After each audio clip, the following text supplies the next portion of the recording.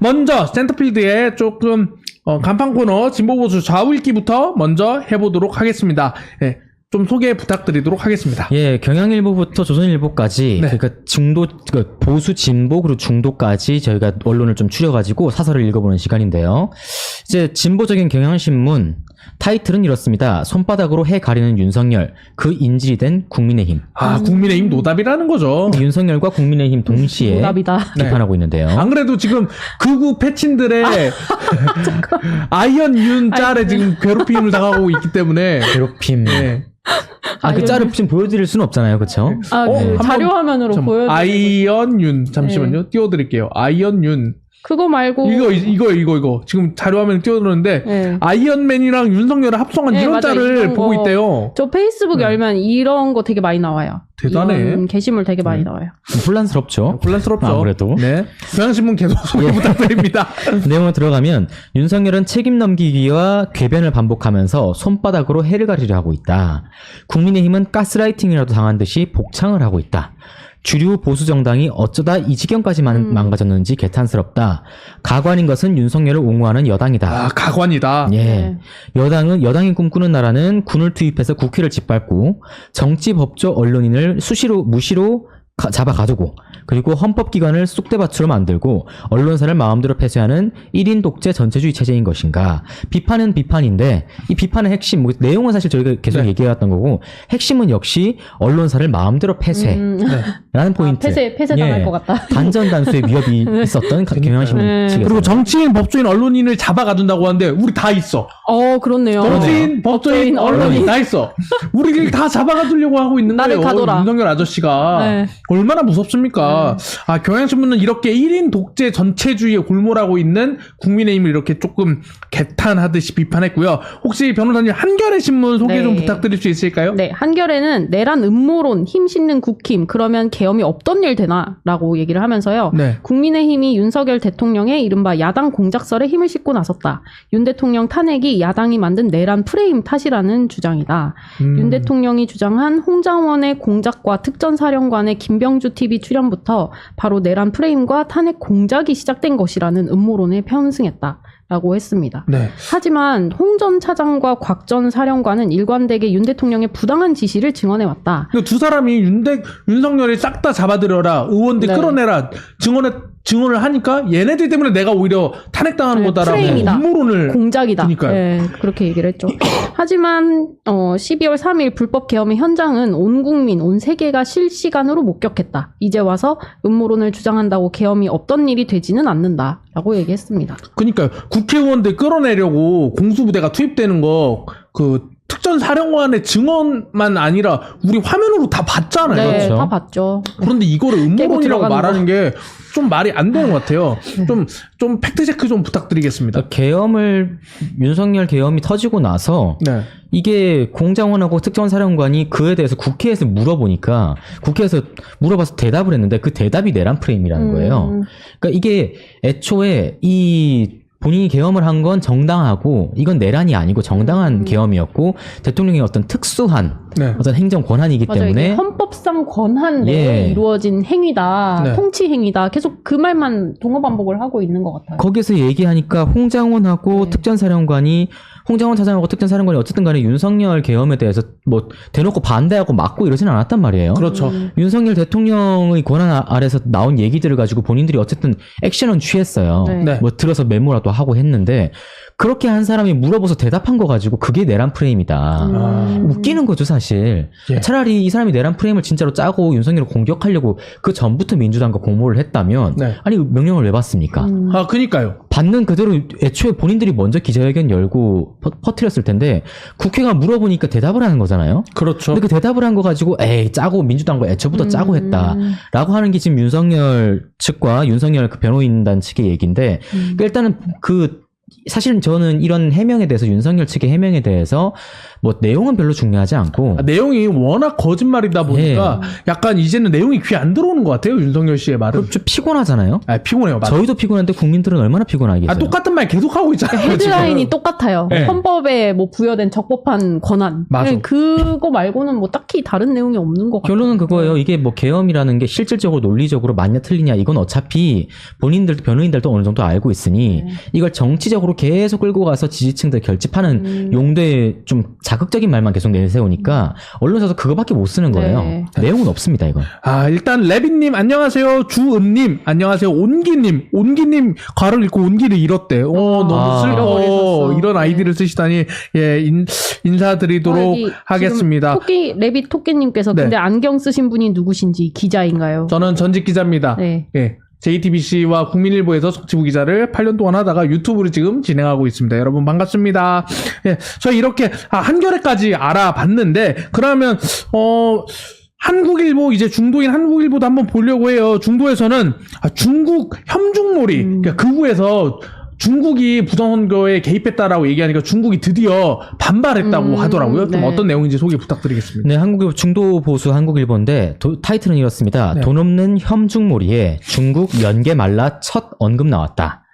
내용으로 들어가면 주한 중국 대사관이 8일날 언론에 입장문을 보냈는데 네. 한국의 내정 문제를 중국과 무리하게 연계시키는 것을 반대한다. 이런 얘기를 했어요. 네. 내용이 뭐냐면 윤 대통령이 계엄 발동 근거로 부정선거의 배후가 중국이다. 이런 음모론 얘기하면서 한국을 방문하고 체류 중인 중국인들이 안전이 위협받는다고 느꼈기 때문에 우리 주한 중국 대사관이 처음으로 우려를 표했다. 이렇게 얘기를 하고 있는데요.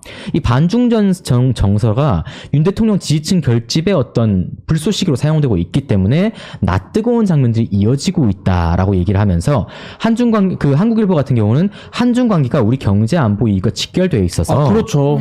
우리가 이런 중국 자체가 우리 수출액 비중이 가장 큰 국가이고 중국의 대북 억지력이 굉장히 한반도평에 중요한 요건인데 요건은 정리하자면 이렇습니다. 이 협중몰이 윤석열 지지층을 모으기 위한 협중몰이가 중국이 정말 우려스러운 수준까지 발전했다. 이런 얘기를 하고 있는 걸로 같습니다. 저는 제가 중국 입장에서 황당할 것 같아요. 한국에서 대통령이 탄핵됐는데 중국이 부정선거를 유도했다라고 얘기하면 얼마나 황당해요. 뜬금없죠. 네. 네. 근거도 없이. 그리고 그것도 지금 그 나라 대통령이. 실제로 그 집회 있잖아요. 네. 탄핵 반대 집회에서 실제로 막 지나가는 사람들 중국인이냐 아니냐 막 물어보고. 우리도 방송 안에서 윤석열 뭐라 그러면 중국인이라고 네, 그러잖아요. 화교. 네. PK 출신한테. 화교 방송인가요? 그러니까요. 그리고 이것도 말이 안 되는 것 같아. 만약에 일본에서 총리가 탄핵됐는데 네. 막 한국이 배후에 있다라고 일본 총리가 그런 얘기를 직접 하고 다녀봐. 얼마나 황당해요. 근데 우리나라는 윤석열 대통령이 배후에 중국이 있다라고 자기가 얘기를 하니까 중국 입장에서는 이게 얼마나 황당한 일이야. 이런 일들이 좀 생긴다는 게 조금 문제가 있다. 이게 근거를 적절히 제시해야 네. 되는데 못하고 있다. 이런 생각이 조금 들었습니다. 지금 한 300분 정도 함께하고 계신데요. 저희 더블 탭 눌러주시면 따봉이 뿅뿅 나오는 신기한 기능이 있습니다. 더블 탭 부탁드리고요. 구독 버튼 꾹 눌러주시면 좋을 것 같습니다. 월, 화, 수 오후 6시 센터피드 라이브 진행하고 있습니다. 구독 버튼 부탁드리고요.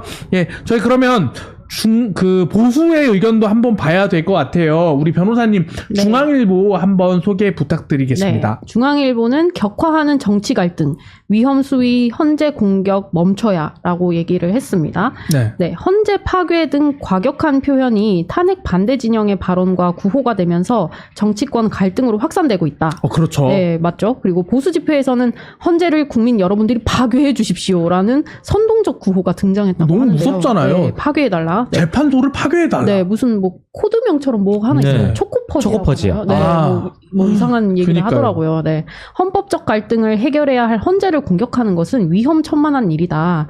라고 얘기를 했고, 김용원 인권위 상임위원은 헌법재판소를 두들겨 부수어 흔적도 남김없이 없애버려야 한다라고 적어서 논란이 되었다. 인권위 위원이 왜 이런 말을 할까요? 그러니까요. 인권위 상임위원께서 흔들어 부수어 남김없이 없애야 윤석열의 한다. 인권만 중요하다 이렇게 생각하시는 것 그런 같아요. 얘기를 한 것에 되게 비판을 했고요.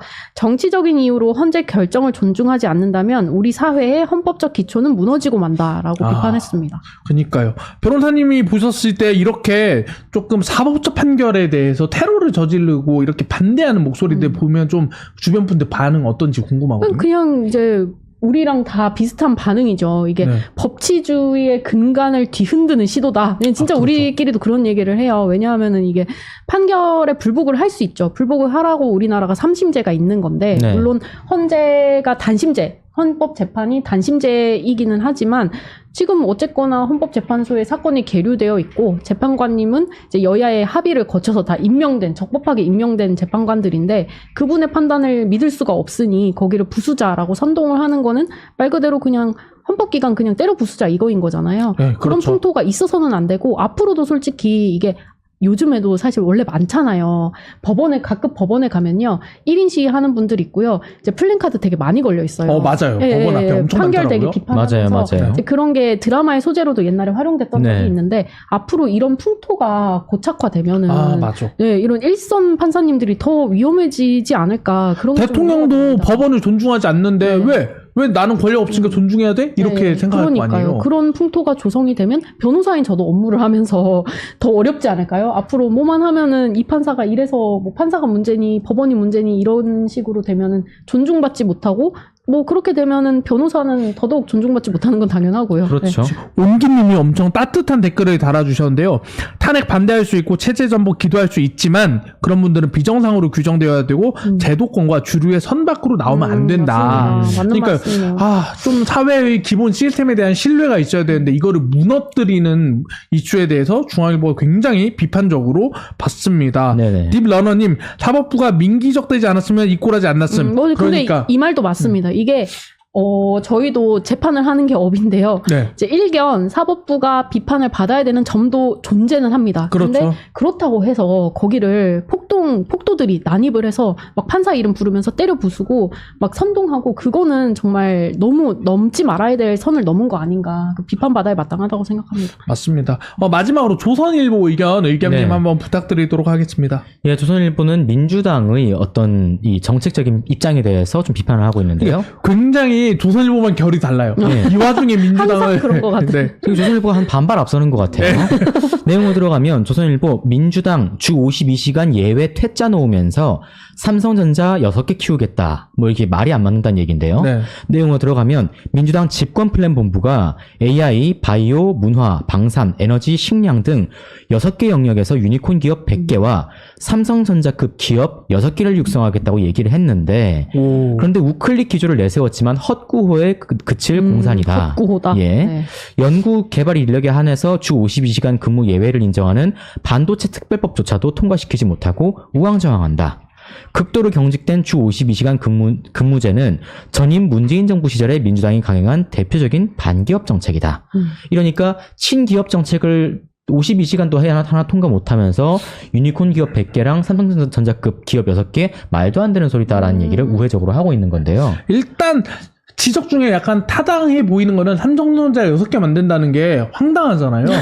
거기에 대해서 딥러너님이 삼성전자를 6개로 쪼개버리겠다는 건가? 그렇네. 삼성전자를 6개 법인으로 네. 만든다. 그런 깊은 뜻이. 삼성전자의 어떤 기업 가치를 밑으로 박살내 놓으면 박살내면 6개 정도는 충분히 만들 수 있죠. 그런 뜻이구나. 그렇게 비판도 나오고 있고요. 네. 근데 이 와중에 저는 조선일보에 황당한 게 아니 뭐지?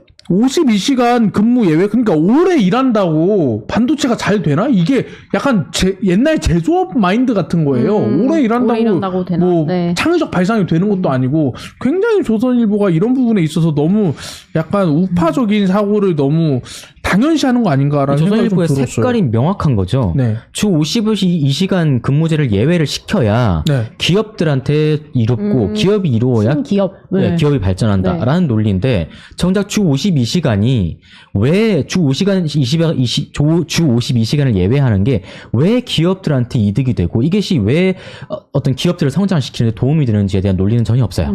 아니 그리고 한국이 미국보다 근무 시간이 짧잖아요. 그렇죠. 미국은 근무 시간이 미국이 근무 시간이 더 짧죠. 짧잖아요. 짧죠. 네. 근데 미국이 그 AI 혁명에 성공했고 한국이 실패했는데 왜 오래 일하는 걸 계속 고수하려고 하는지 모르겠어요. 특히 왜냐면 특히 주 4일제 관련해서는 그런 엔지니어나 스마트 직군에 있는 사람들에 오히려 적용하기가 쉬운 이슈인데 이런 부분에 대해서 너무 검토 안 하는 거 아닌지라는 생각이 조금 들었습니다. 그러니까 친기업 아니면 반기업이고 네. 그런 흑백 논리 명확하게 가져가니까 이분법적 사고. 네, 딱 네. 이분법적 사고죠. 예, 그런 생각이 좀 들었습니다. 조선일보 이 와중에 민주당을 비판하는 아주 반발 없은 조선일보. 놓치지 않을 거예요. 진보 보수 이런 모두 네. 윤석열과 국민의힘 제정신 아닌데 하는 와중에도 민주당을 물고 늘어지는 조선일보 인상 깊었습니다. 다음 이슈로 한번 넘어가 보도록 하겠습니다.